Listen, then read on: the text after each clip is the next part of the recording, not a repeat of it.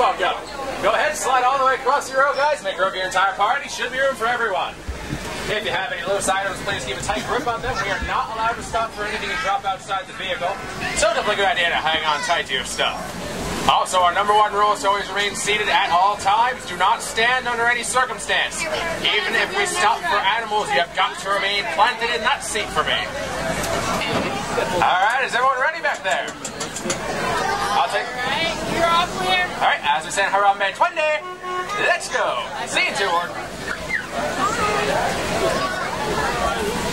Alright, so Jumbo, everyone. Jumbo means hello. Let's try that one more time. Jumbo, everyone. Jumbo. Much better. Alright. My name is Carl. I'm going to be your game driver for today's photo safari on Harambe Wildlife Reserve. Take a look above your head. That's your game spotting guide. And that'll show you some really cool animals you might see on the reserve today. Now, as your driver, I am going to spot and identify as many as possible for you. But if I happen to miss one or two of those animals, feel free to look at the guide. It'll show you what their name is. If you have a camera, personally, I recommend a sports or an action setting because it's going to be a little bit bumpy. I'm not going to be able to stop for every animal out there. So if you have it equipped, sometimes it gives you faster shutter speed, clearer pictures. Now, Harambe Wildlife Reserve was founded in 1971. That means we have had a lot of years for the animals to get our presence out here. Hopefully that means we're getting a lot closer than you would in the wild, makes some really close encounters. Usually gives us some really awesome views out here. Now, as the first area we're going to be entering is just up ahead. As you can see, a lot of plants, a lot of vegetation. This is called Little Ituri Forest. And this is home to a lot of very well camouflaged animals. Their natural colors and their markings will help them blend in very well with this background, so you want to keep a very sharp eye out for them. See how lucky we get on our way out? And, hopefully plenty of animals hang out in this forest today.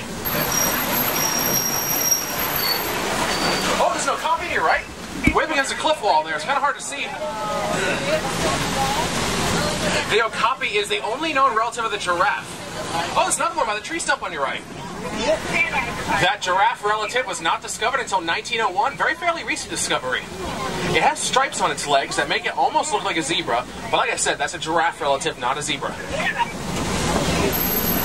See a lot of birds hanging out over here by the watering hole. The really big black and white bird you see on your right with the yellow bill on it, that's called a yellow-billed stork. The even bigger one that's mostly black is a saddle-billed stork. Those are the tallest storks in Africa and get up to 5 feet tall with a wingspan of 8 to 9 feet. Kudu on your left side here. The greater kudu is the second largest of all the antelope. You see it hanging out in that trail there. That light brown color makes them very well camouflaged. Really hard to spot them sometimes.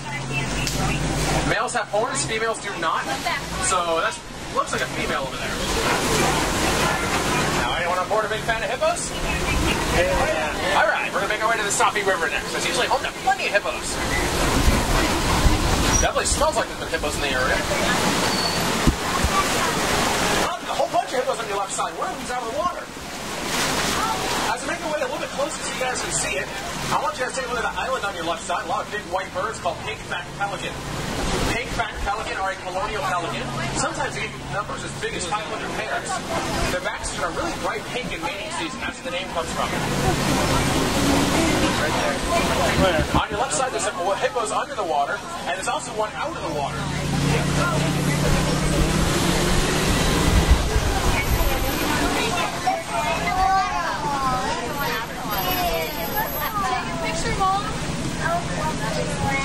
Looks like he pooped.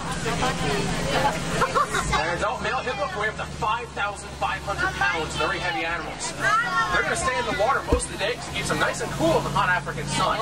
Towards the end of the day, though, they'll get pretty hungry and eat up to about 150 pounds of grass.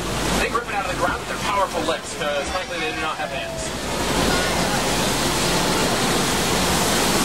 Now, while remaining completely seated, do not stand up, but take a look around you. You're going to see some Nile crocodile in that river below you. Might be some off your right side. I cannot see that far, but I definitely see one on your left side. They've got a bite force of 2,000 pounds per square inch. That's more than enough to crush every bone in their prey's body, more than enough reason not to stand up. They can take down some really big animals. That includes wildebeest, antelope, water buffalo, zebra, stuff like that.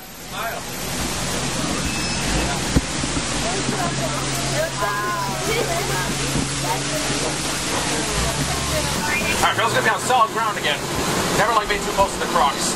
Well, this one's going to take us out to the savannah, and that's home to a lot of the more famous animals out here. That includes some of the giraffe, elephant, lion, cheetah, gazelle, zebra, stuff like that. Usually a lot of cool animals.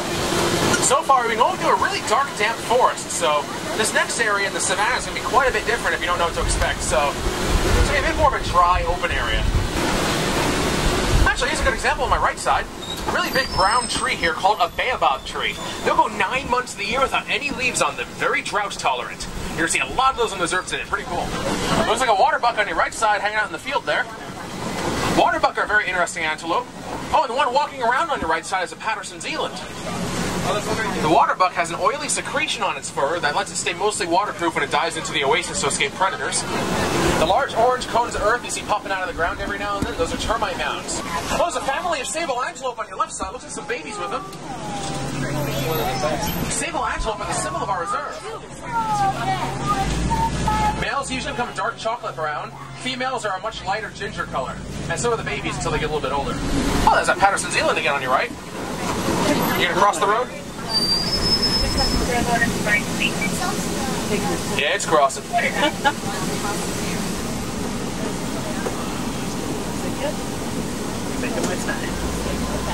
This means you're gonna get a really nice view on your left side.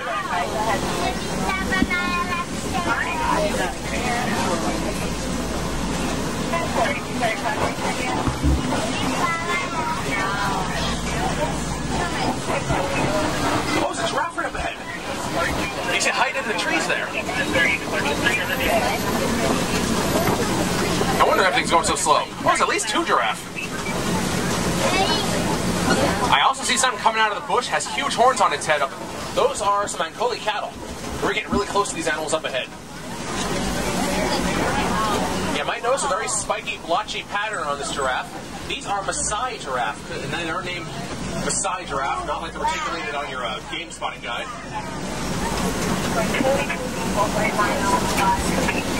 So just get a really good look at that pattern, because if you see a reticulated giraffe, you'll be able to know the difference.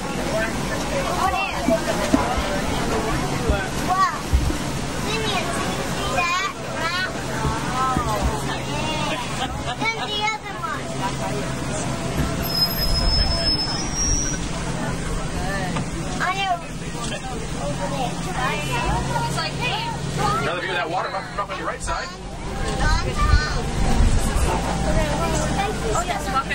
Uh-oh, those are going to be surrounded by the giraffes over here. Oh, there's at least 3 of them over there. Giraffe are the tallest of the animals at about 18 to 20 feet as a mature adult.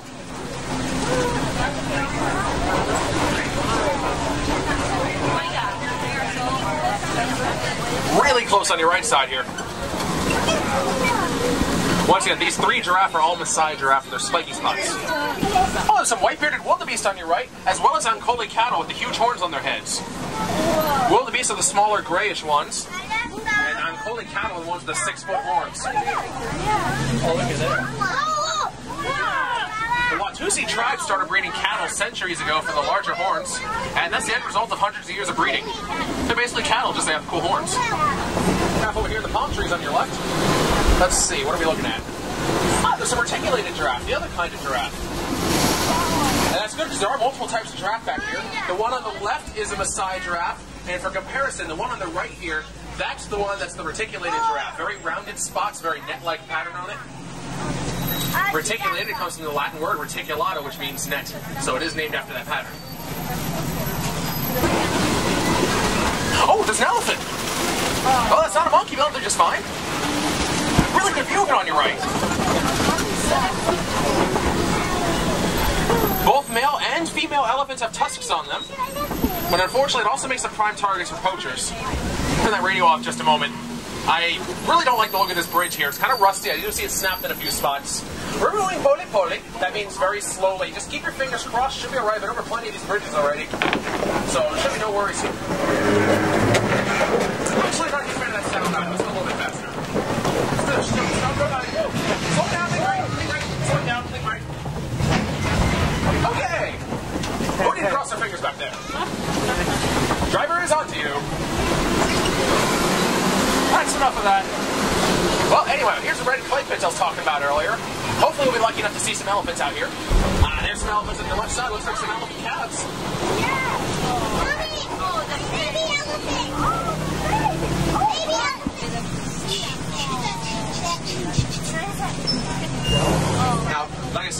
male and female elephants have tusks, but they're both targets for poaching on that reason. Now, you might notice some dirt on the backs of the elephants.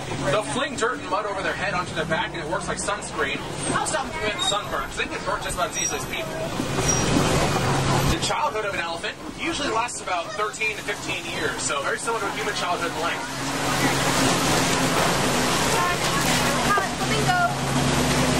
Now, right up ahead of me is a large group of greater flamingo. You know the greater flamingo because they're the lightest pink of all the flamingos, really bright pink. Now, in the water are some really tiny little crustaceous creatures swimming around. You can't see them, but they're called brine shrimp. And brine shrimp are full of beta-carotene, the pink protein. Now, when they eat those, that's when they start turning pink until a little bit later on in life, again, due to what they're eating. Oh, with the calf over here on your left side. That's a really rare view. Now I'm debating whether or not I should stop this close to the mother. Well, anyway, white rhinos are not actually white. That is mud on their body. If you were to go over there and spray them with the watering hose, you'd be running for your life. But you'd also notice the mud coming off to be blackish gray in color. White is a mistranslation of the Afrikaans word vite, which means wide. They have a very wide lip on them. And those large white antelope on your left are addax. Very corkscrew-shaped horns on them. They go most of their life without drinking any water, so you most of them the grass they eat. Now, animals like the white rhino are not always safe on this reserve because, you know, poachers, they have a lot of money, they have a lot of weapons, and they are backed by the black market, so they got a lot of resources. That's really unfortunate. So people are out here trying to protect the animals. We can't always save them 100% of the time. Sometimes it turns into a war zone like area out here, but I'm really glad to see that they are still in the area. The fact that we're seeing white rhinos means we're doing something right with protecting them. Oh, wow, there's a cheetah right there on your left side.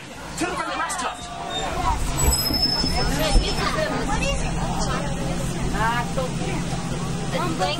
Cheetah are the fastest of the land mammals. They can run an average of 60 miles an hour. Oh, right up ahead of us is also a large rock formation that's called a koppie. Now, koppie, very interesting spots. They're really high up, and animals like lions love these because when they're really high, they can see for a very long distance. Oh, there's a lion up there. It's going to be kind of hard to see it, but the very tip of the mane is just broken. Oh, way up on top of the rocks. There's actually a lioness up there. The female lion, the lioness, is the one responsible for doing most of the hunting and raising the cubs. The male lion is simply responsible for protecting the pride. So they got their jobs cut out. Also, right up in front of you, it looks like there's some warthog coming up on your left side. Now, warthog will use their snouts, their tusks, and their hooves to dig out those burrows. Sometimes they'll even recycle burrows from other animals that abandoned theirs, like a aardvark, an anteater, and whatnot. Now, it looks like there might be an ostrich up ahead. Oh, yeah, it's definitely an ostrich. I'm going to go a little bit closer there. Oh, there's also a clutch of eggs nearby. It might be a parent. Right up in front of us on the left side, there's some eggs hanging out on the ground there. Biggest bird eggs in the world, about 3 pounds each.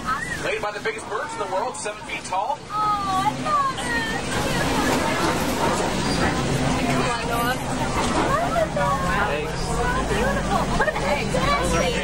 Oh, there's the addax again on your right side. Now, the ostrich, they can run about 40 miles an hour, but they cannot fly. They are flightless birds. Thankfully, being able to run fast is a very good defense for them. They've also got some really strong legs. Across the road, too. Oh, wow. Left or right, take a pick.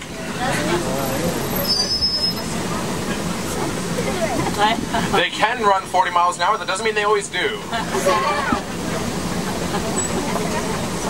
There is another ostrich over here on the right side. Probably going to join its friend here.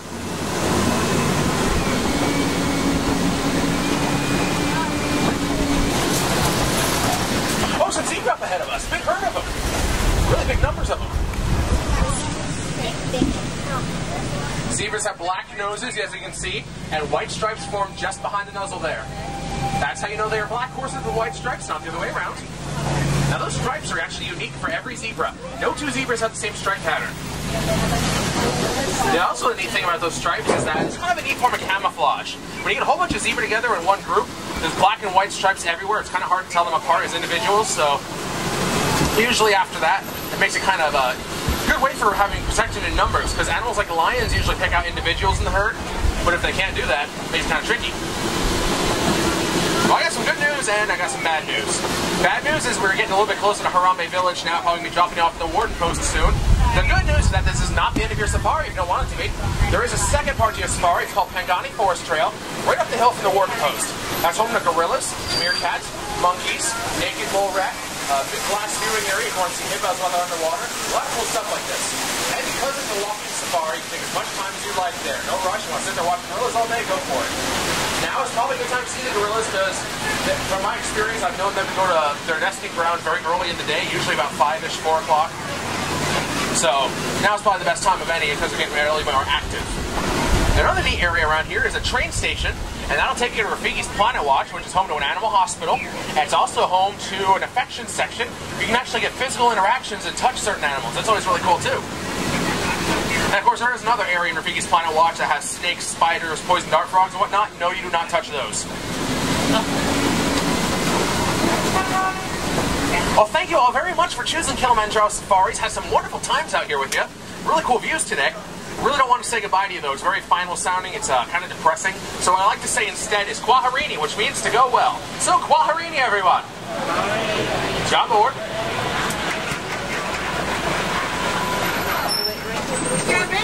Welcome back. Watch your hands and feet open the doors. Watch your step down. Asante Sana. Thank you all very much. I hope you have a wild time out there today. Again, if you want to continue your safari, go up the hill to your right side of Pangani Forest Trail. Have a great time.